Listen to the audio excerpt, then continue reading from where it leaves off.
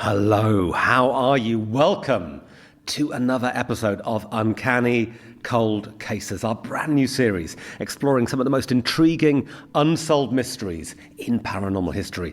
To help me, as always, I am joined by the supernatural A-team. For Team Skeptic, forensic psychologist Dr. Kieran O'Keefe, and for Team Believer, writer and parapsychologist Evelyn Hollow. It is so good to have you both here. Kieran, this is not a ghost case, this is a UFO, but every time we do UFOs, people are absolutely fascinated by them. Yeah, and I'm not surprised. I'm equally fascinated by them. But when people think of UFO cases, they think of Area 51 or Roswell.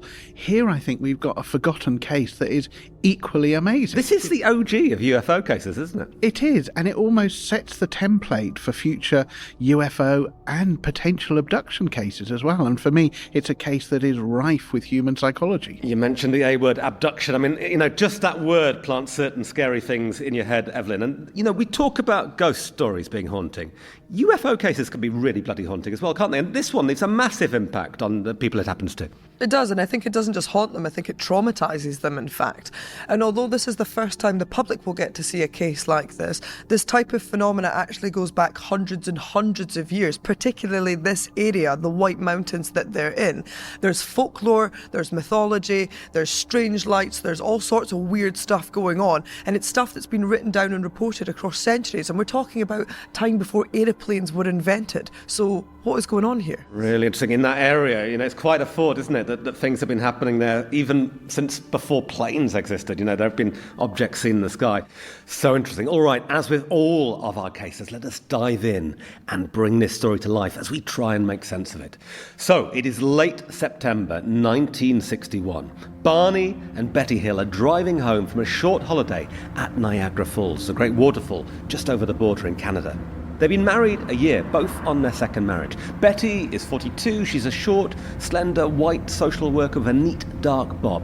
Barney is 39, he's a tall, bookish black man who works night shifts at a Boston post office. Remember, this is early 1960s America. It's still heavily segregated, so Barney and Betty face discrimination and threats from people who disapprove of their marriage. They're both active in the civil rights movement. A storm is brewing, but they can't afford another hotel, so they decide to push through.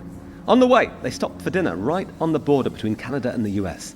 The diner is full of young guys who seem determined to make Barney feel uncomfortable, so they don't hang around. They have just 185 miles to go. It is 10 p.m. They should be home by 2. They continue on through the spectacular scenery of the White Mountains, but then, just before 11, Betty notices something bright in the night sky.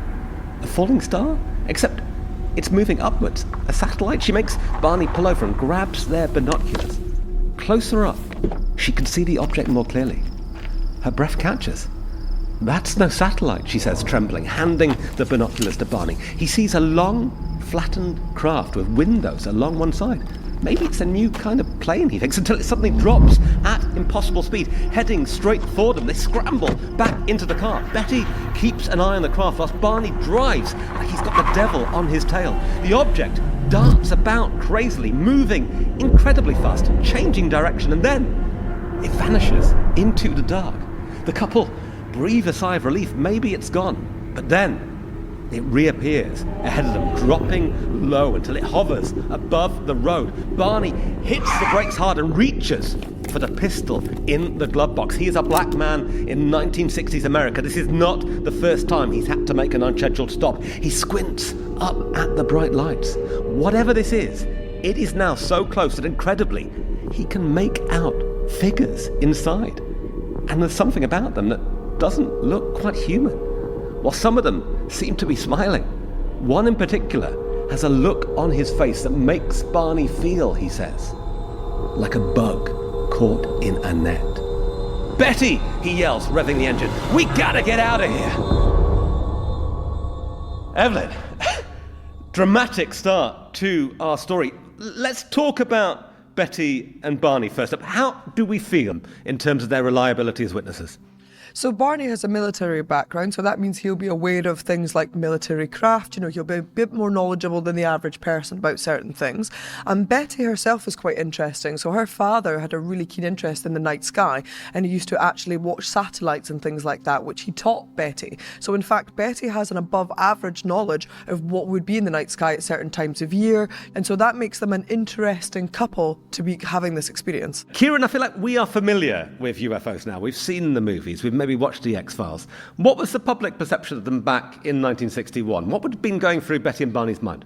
Well, they would have been very familiar with UFOs. There was a proliferation of it in pop culture. You had B-movies, Plan 9 from Outer Space, but also a few months before, you've got the space race happening. Yuri Gagarin was off into space. Huge moment. Huge moment in space history, so they would have been well aware of that. But also, we've got to bear in mind that this is the Cold War era. This is a time when Cold War would have been East versus West. There would have been a nuclear arms race. There would have been spying, a general distrust between two areas of the world, and that builds a real unease amongst the population, so much so that if you see something in the sky, is that alien or is that Russian? Either way, it's a threat. Absolutely. All right, really interesting. Evelyn, Betty and Barney are driving into a storm. Is that a factor? Could this be something to do with the climate? I mean, they could be, except that what they see is a craft that's 60 to 80 feet in diameter and it doesn't stay in the sky. And if we're going to talk about strange weather phenomena, then I feel that we also have to talk about the land, the area in general, because this area, the White Mountains, has got hundreds of years of folklore. It belongs to the Abenaki people. So the Abenaki people in particular had this belief in what they would call sky spirits, essentially, that create strange lights in the skies. And when people go to this area, they tend to disappear, and when they come back, they've got altered memories and they've also got lost time. Now, to them, it's an aspect of folklore. It's an aspect of connecting with a deity or with another realm. To us, that sounds an awful lot like a UFO abduction. Quickly, the White Mountains, people will be wanting to look this up, kind of get Googling it. There's so much phenomena there. On a scale of 1 to 10, where are we at? Where do the White Mountains sit in terms of paranormal activity? The White Mountains are an 11, so they're actually part of the Appalachian Mountains, which are considered to be, bar for bar, the most haunted and supernaturally dense mountain range in all of America. From one end of the country to the other, it's nothing but monsters, cryptids, UFOs and ghost stories all day. Kieran, have we hit the paranormal jackpot here? I mean, is this why people are seeing things here? Is it to do with the land, potentially? Well, it could be, but I think there are other environmental type explanations that we need to consider, and that's the possibility that we're dealing with some form of poisoning. And before you interrupt me, let me explain. Betty had in the car nitrates in the form of fertiliser. Hold on a second. Why has she got fertiliser on her holiday? I wish she's doing a cheeky bit of gardening on the side. Well, she might be. I wish we had Betty in front of us to ask, why did you have fertiliser in the car? Did she pop to the garden centre on the way back? But what's your theory here then? Fertiliser somehow getting to your brain and making you hallucinate? Well, we know that you can have nitrate poisoning, and potentially what we've got is also cross-contamination. If they've got nitrates here in the form of fertiliser, but they've also got picnic food and cooking equipment, if you've got that, it's not the sort of thing that over all of their long drive that it would be inducing hallucination in itself, but it could be a really strong component. I'm going to put you on the spot. Barney looks up. He sees a craft with windows. He sees faces through those windows. Betty sees these things, two people looking up, seeing something that they can describe in forensic detail. Are you seriously saying that's a hallucination? Yeah, why couldn't it be a hallucination? We've got countless cases and countless examples of people having hallucinations where they're able to provide detail. And we're looking at the case after the fact. So at the point where it's reported, there will be some of this detail. But now we're getting a lot more forensic detail after the fact because there's been time to think about it and time for that memory to evolve. All right, really interesting. Look, Evelyn, whatever they're seeing here, they are properly frightened, aren't they? You don't reach for a gun in your glove box for nothing. No, absolutely. And I know that seems like a typically American response, but remember that this is an interracial couple travelling through the night in America. It's a good point, I think, isn't it? That they live within a climate of fear just because of the very nature of their relationship, unfortunately. When they rock up in a diner earlier, they get those kind of looks at the people around them. So, there's that kind of base level of fear with Betty and Barney, but then this suddenly takes things into a different realm. It does. You know, Barney's military background, so he's aware of what crafts look like, that they stopped, they pulled out binoculars, they sort of verified what they were looking at, they realised the craft had sort of come beside them, and now they're at the point of fear where they pull a gun out of the glove box because they fear for their life. I mean, that's some hallucination. It's extreme, isn't it? All right, thank you both. Lots of interesting thoughts already, and I would love to hear your thoughts too. Let me know if you are feeling team believer or team skeptic when it comes to the idea of UFOs. Let us see how Betty and Barney's story develops, because things are about to get a whole lot freakier out on the White Mountain Road. Barney can rev that engine as much as he likes. Their car is not moving. It's like it's stuck to the spot. And then they hear a strange sound. It's like a pulsating electronic noise targeted at their car that seems to send actual vibrations through their bodies. Their fear becomes terror now as it seems to overwhelm them. And then nothing, because the next thing they know, they are driving normally through Concord, New Hampshire, about 70 miles from where they were. It's like the flying object was never there. They're really unnerved now. It's dawn when they get home, 3 hours later than expected. Why are they so late? They cannot make sense of it. Both of their watches have stopped. In fact, they never work again. Betty's dress is ripped and covered in a thick pink dust. Barney's shoes have deep gouges in the leather on the toes, almost as if he's been dragged forwards over rough ground. Betty goes back out to look at the place on their car where those vibrations seem to hit, and she finds a series of shiny, concentric circles which send her compass crazy when she holds it up close. They have no memory at all of what happened after that vibrational impact on the car. What the actual hell happened to them in those missing hours?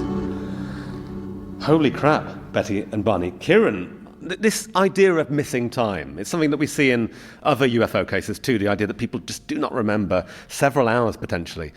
It feels really odd here. It does feel really odd. I had a rugby accident injury when I was younger and hit my head, and I lost about 3 or 4 hours of my life. But you are certain you weren't abducted by aliens? Well, I'm not certain. But it's genuinely worrying when you've got that missing No, totally. time. I mean, it's a frightening thing to not be in control of your own body or your own mind. Exactly, but we do have to remember that this is a couple that are now lost. They're in an area they don't know. They're lost. They're incredibly tired. They've got this disorientation. So are those factors that could result in them having missing time? With our Team Skeptic hats on, do we have a problem here with all this physical evidence in front of us? We do have a problem. I'll grant you it makes it more difficult to explain, but it doesn't mean that it's not explainable, So the fact that we've got that compass spinning, and that's something tangible that can be seen, we can't discount the possibility that there'll be some component of the car that could be causing that. So, for example, if the car had a solenoid as part of the battery, that could cause the compass to spin. And we know that that particular model of car that they had a solenoid battery, and it was in the area near to where the compass was. So there are potential explanations, but it does make it more difficult to explain. A strange pink dust on Betty's dress. Explain that one away. That is very, very difficult. I don't know where that would come from. I actually have some of the Betty's dress analysis from over the years, and I can actually tell you what. Oh, hang on a second. You've got actual analysis of it. So the dress samples were taken from it over several decades, and they were tested by lots of different laboratories by scientists for different things. Now, the first thing is that we're able to rule out that it didn't come from Betty. It's not sweat, vomit, blood, urine, anything like that. Okay. The other thing was that in the early 2000s, when science had caught up, we were able to test the dress for heavy metals, and they found 2 things that were a bit disturbing. Iron Maiden and Metallica? No. Okay. Worse. The 2 things that they found on the dress were tellurium and rhodium. Now, for anyone not familiar with those, tellurium is a very rare element that averages only 3 parts per billion in the Earth's upper crust. It's in fact more prevalent in space. So this is not something you come into contact in your everyday life. Rhodium is the most valuable element and the rarest element on the entire planet. Wow. Bloody hell, Evelyn. Do you want to just unhook that mic and drop it? That's an amazing moment. This is really strange, isn't it? It is really strange, but I think Evelyn makes a really good point. From a forensic science perspective, this would not stand up in a court of law. The bit that really blows my mind is those strange circles on the side of the car. Where are those coming from? I can't think of anything that would cause that on a car in a natural world. If we can't give you a supernatural explanation, then what's the natural explanation? Kieran. Yeah, I'm racking my brains about this because it is tangible physical evidence that is, again, it's quite difficult to explain, but we've got I love that phrase, here. difficult to explain. Does that mean that you can't explain it? No, I think we've got to try and find some way of discounting the possibility that there isn't another human element here. That, this couple faced kind of tension and anxiety and kind of a response when they were in that diner. Because of being an interracial couple? Because of being an interracial couple. I think we've got to discount the possibility that there are those other human elements. If we can do that, then potentially you've got something interesting in terms of UFO and abduction. This is an absolutely terrifying case. And it's about to get a whole lot weirder. Barney and Betty are so rattled by what happened to them that night that days later they go to their local police station. The chief of police refers them to something called Project Blue Book, a US military task force set up to deal with reports of strange flying objects in American airspace. This is the middle of the Cold War, remember, and it's a very real threat of secret Russian technology making it into American airspace. Soon, they're speaking with a guy called Major Henderson from the nearby Air Force Base. The Major decides that they are excellent witnesses. Their accounts seem to be honest and consistent. He files a report, then advises them to go home and forget about what happened. Barney, ever the skeptic, is relieved. He wants to drop the whole thing, but then he gets ill. He starts to have panic attacks, high blood pressure, ulcers, insomnia, headaches. His doctor finds no obvious physical cause and suggests it could be anxiety. If Barney could try to make sense of what happened to them that night, then maybe his anxiety would lift. The doctor asks if Betty and Barney would be willing to undergo hypnosis. Now, to Betty and Barney, this sounds a little wacky, but Barney is getting sicker, and in the end, they decide that it is worth trying. Over several months, they are hypnotized separately in soundproof rooms. Their accounts are bizarrely similar. Tapes of these sessions have survived. You can hear them online. They are bloody eerie. Both people describe being taken on board the craft, separated, put in gowns and examined. Betty recalls a needle biopsy being taken from her abdomen. And you can hear horror in Barney's voice as he relives an alien using a probe to extract sperm from him. Their stories are impossible, nightmarish, yet they match, especially their description of the site where the craft landed to release them. A clearing with sandy ground and centrally a burned tree. The therapist says it's almost unheard of for two people to hallucinate the same thing or to suffer parallel amnesia. But the stories are wild and the hypnosis sessions end with no satisfying answers. So in 1965, Betty and Barney drive back to the area where they blacked out 4 years earlier. As they approach Route 3, Barney suddenly feels compelled to turn onto Route 175. He can't explain it, but something is drawing him there. They drive into the woods, down a gravel track, towards a place that feels horribly familiar. It's a clearing, a patch of sandy ground, and in the middle, on its own, is a burnt tree. Shivers down my spine. Evelyn, I have to be completely honest and say that I normally feel quite skeptical about accounts of hypnosis, of people regaining memories, particularly in these UFO abduction cases. But it's horribly eerie, isn't it? We have two people describing almost identical things, separated in soundproof rooms. What is going on? Yeah, I totally understand why people are sceptical or uncomfortable talking about these things because they feel so extreme. But for these two people, it doesn't matter if it's a supernatural event. It's a traumatic event that happened to them, and now they're trying to recall what exactly happened so they can piece it together, because I think the most frightening aspect for them is the bit that they don't know about. Brilliant. And Kieran, if this was the Betty Hill case, we could probably explain it away as false memory. If it was the Barney Hill case, we could do that. But it's the Betty and Barney Hill. They're both having these same memories. Can they be false if two people have identical memories? Well, they could if there was discussion about the events prior to them being hypnotized and going through, those sessions. So yes, we could discount it from a skeptical point of view if that were the case. But I think the interesting thing here for me is that the claim is that Betty and Barney actually didn't speak about it prior to those sessions. And I can understand that from a human perspective, is that, when you have a traumatic experience happen to you, you either do talk about it, you get the support and you tell the story, or what a lot of people do is they keep it bottled within. And I think that's the sense of Barney, isn't it? That he really clammed up. He did not want to talk about this. He found it very destabilizing, and then suddenly it kind of pours out in these sessions. And what a moment when they drive up and they find that spot with the tree in the middle of nowhere. It is a very, very odd moment. I mean, just describing that now, I felt absolute shivers down my spine. Yes, me too. It's horrible, isn't it? I mean, what do we feel these people have gone through? It's being taken seriously by Project Blue Book, this organisation that's been set up to monitor, I guess not just aliens, but potential Soviet incursions as well. Yeah, Project Blue Book were able to confirm that on that same evening, they recorded on their ground radar seeing something that was unidentifiable that they recorded for 18 minutes. But the original report described it as a large aircraft with erratic behaviour. Bloody erratic behaviour, really. If it's doing what Betty and Barney describe, is this potential evidence here, Kieran?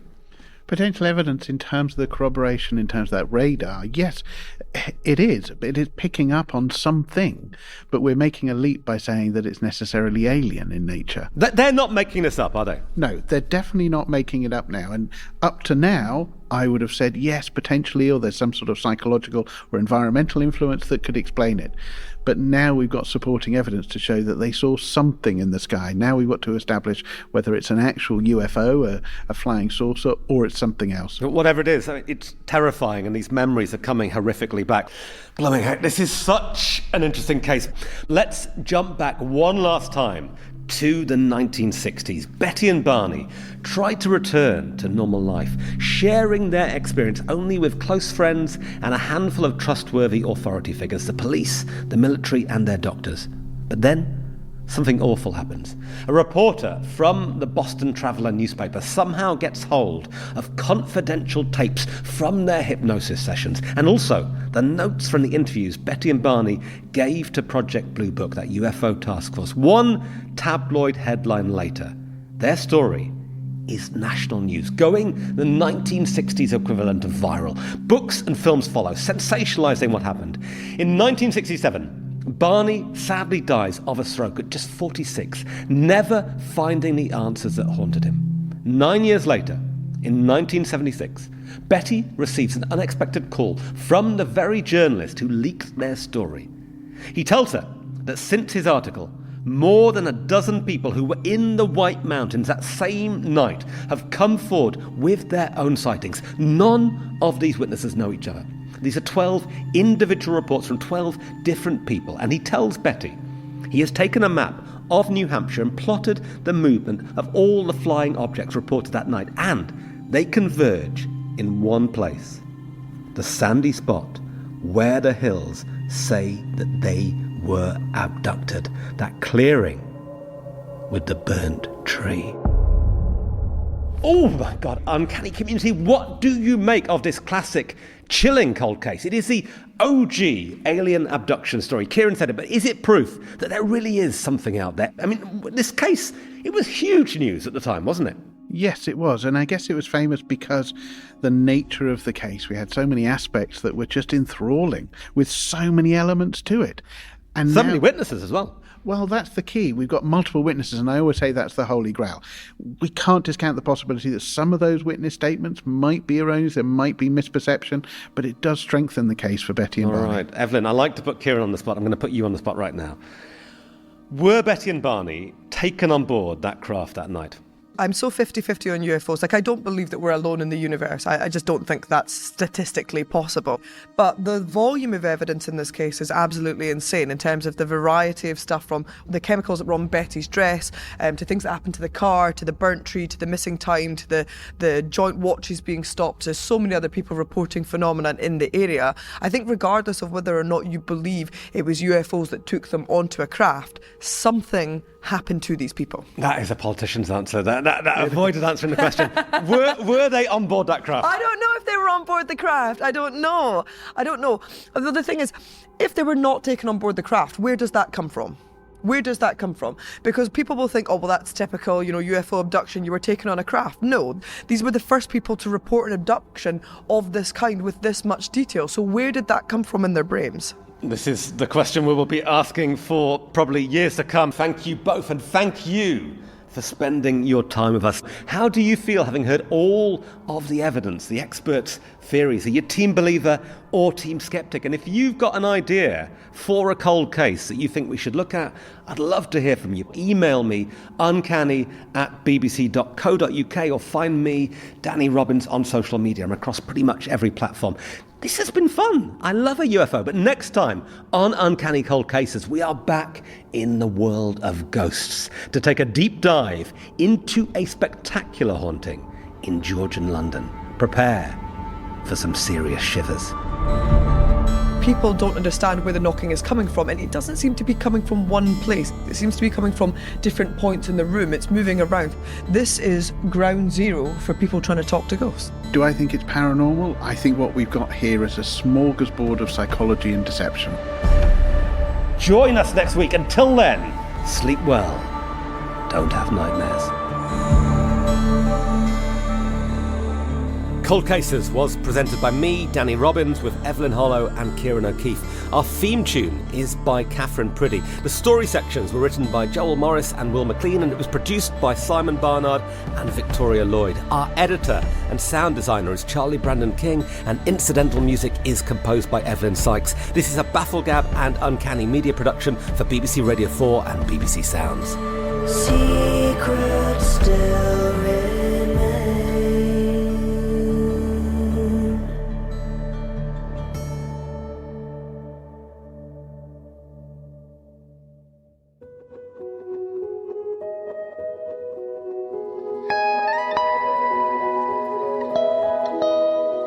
Hi there, I'm Izzy Judd, and I'm so pleased to be back with the Music and Meditation Podcast Series 6. We'll be talking about everything from reframing anxiety to getting a good night's sleep. So if you need to find some moments of calm in your day, subscribe to the Music and Meditation Podcast on BBC Sounds.